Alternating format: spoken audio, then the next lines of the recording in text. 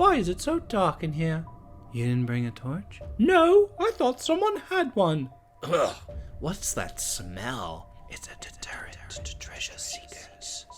I don't see any treasure. What is this nonsense? This place gives me the creeps. Let's get out of here. Wait, what was that? Gods above. Run!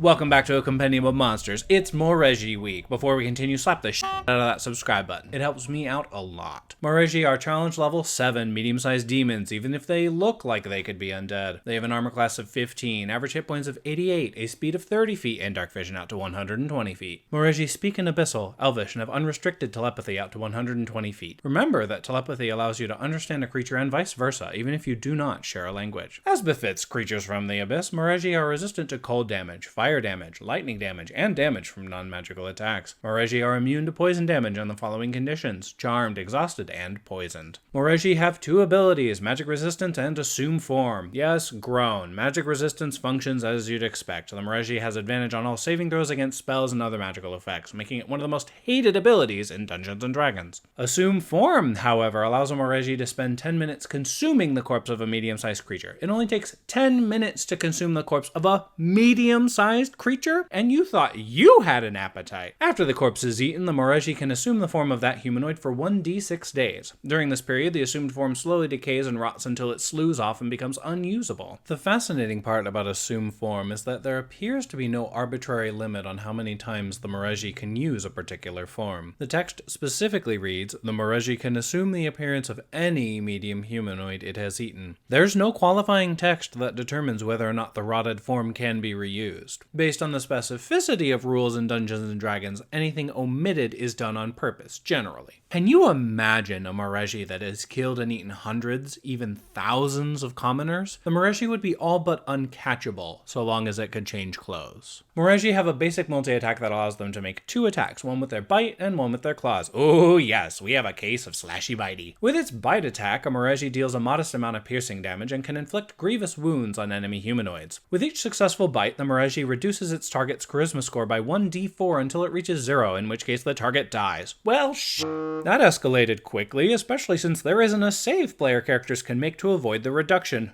Rude! The victim can restore its charisma score by taking a long or short rest, but the effect cannot be resolved in any other manner. A humanoid who dies from this effect that is not brought back to life or their body is not destroyed will rise as a ghoul within 24 hours. Just in case you need any extra incentive to burn bodies, do it. Only you can prevent ghoul outbreaks.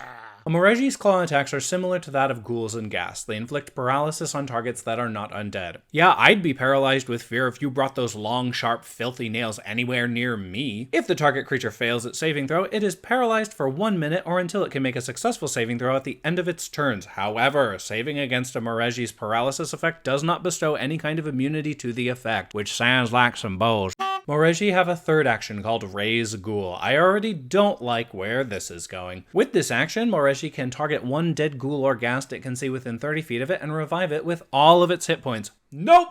Send it back! I don't want this monster anymore. Also, dead ghoul or ghast is funny because they're already so. Don't you mean double dead? Raise Ghoul recharges on a 5 or 6, giving it a 1/3 chance to raise an enemy every single round. See, I was gonna on Maurezhi for having roughly half the damage of an average challenge level 7 creature, but stopped myself because its stat block indicates Maurezhi are designed to be part of a larger encounter involving both ghouls and ghasts. Maurezhi are created in the Abyss and are, at a glance, obvious servants of Orcus, demon prince of undeath. I love saying that. Why is it obvious they're Orcus' servants? Anything that pertains to ghoul or ghast immediately falls into Orcus' domain. Maurezhi were created by an entity known as Dorasane, also known as the King of Ghouls. Later he became a penitent, but Dorasane really did some damage to the living during his time as Orcus' prized servant. Building on what I said about him in the Ghouls and Ghasts video I made, Dorasane is responsible for a whole host of undead forces under Orcus' command. Mureji are born from elven souls that Dorasane twisted and mutilated before he put them in charge of commanding Ghasts and ghouls. This is a strange move considering Ghasts already commanded ghouls, and ghouls just do whatever they're told as long as it involves eating flesh. Is this social commentary on useless middle managers that we all know and hate? Hey wizards! You trying to say something about your management style? Mureji are designed to be infiltrators who specialize in stealing an individual's physical appearance for a limited time, allowing them to advance Orcus' short-term goals in an area. Orcus' short-term goals align with his long-term goals, make the world a place filled with undead. How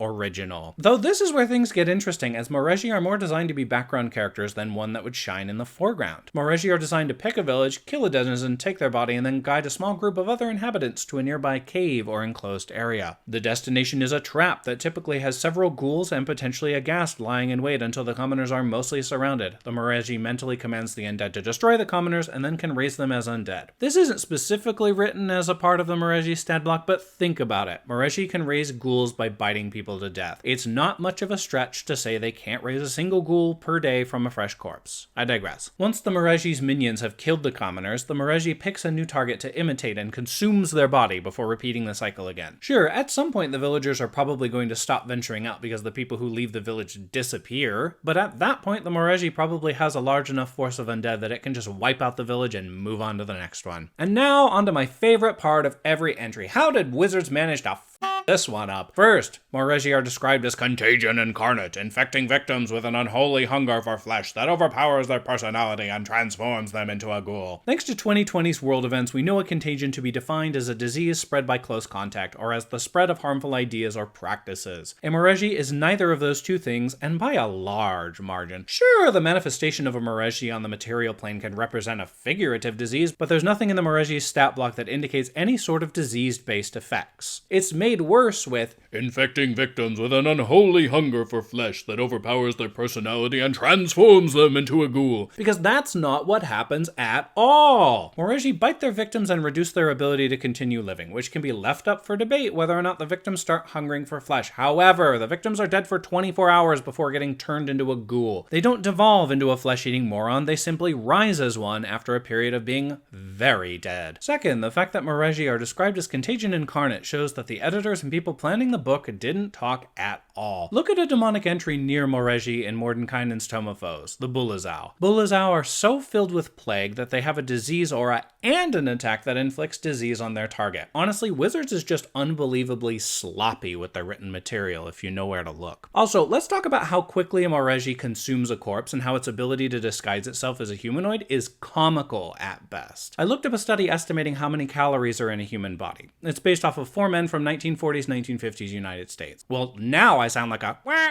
Anyways, human bodies are estimated to have approximately 126,000 calories, which is over 25 times the daily caloric intake of most Olympic athletes. For a Mureji to consume a body in 10 minutes, it's just an insane feat of gluttony. In the Mureji's defense, however, I will say that its potbelly indicates it's used to gorging itself, and I honestly believe most of the calories are used when the Mureji assumes a new form, since changing your exterior so thoroughly takes a lot of energy. Assuming a Mureji wants to consume a body in 10 minutes, it doesn't have much time to remove the consumed's clothes and instead rips them off to better access the body. That means, then, that the Mureji assumes its new form totally naked. Wizards makes no effort to declare whether or not Mureji can make their appearance have clothes or not via their assume form ability, so I declare the Mureji is absolutely buck naked when it assumes its new form. DMs, killing your party with a Mureji is not how you should approach the encounter. While Mureji are quite dangerous, they're designed to be part of a larger encounter that involves ghouls and ghasts. Mureji can't permanently be killed outside of the abyss, making them very dangerous in combat.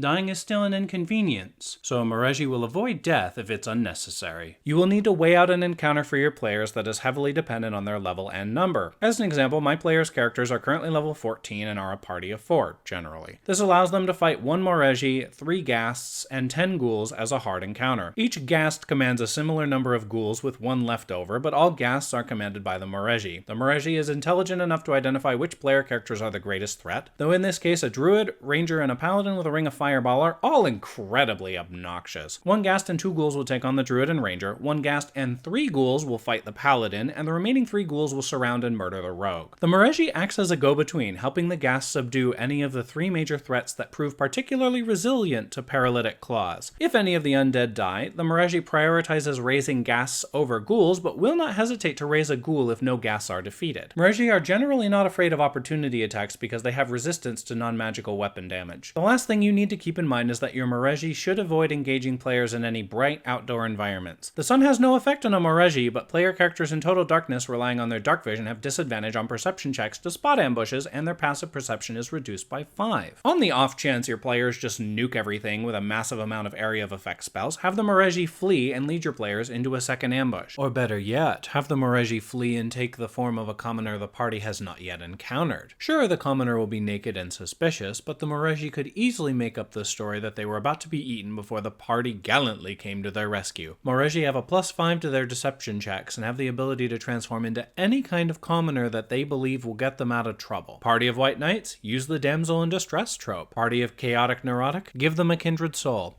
Have fun with it. Players! Hi. Mureji can appear as anyone at any time, but one defining feature that makes them easy to pick up on is the smell of rot. The best way to catch a disguised Mureji is to watch NPCs speak. If you aren't an elf or a demon, the Mureji doesn't share a language with you and will use its telepathy to communicate. If your player character is paying attention or has a high passive perception, you'll notice the words and the movement of the lips don't quite match up. Spells that deal area of effect damage are the most useful for quickly taking out the Mureji's minions. Remember, ghouls and ghasts have paralyzing claw attacks and can quickly lock down most characters with weaker armor. If there's an elvish player character, they have advantage against the ghouls because they cannot be paralyzed by said ghouls. Ghasts and Mureji are still fair game for paralysis, so don't be overconfident. Anyways, what do you all think of Mureji? Let me know in the comments below. A special thank you to my patrons. And thank you all so much for watching. If you enjoyed this video, please hit that subscribe button, smash that like button, share my video on your Twitter, Facebook, or other social media, and make the leap to become one of my patrons on Patreon. I'll see you all next time.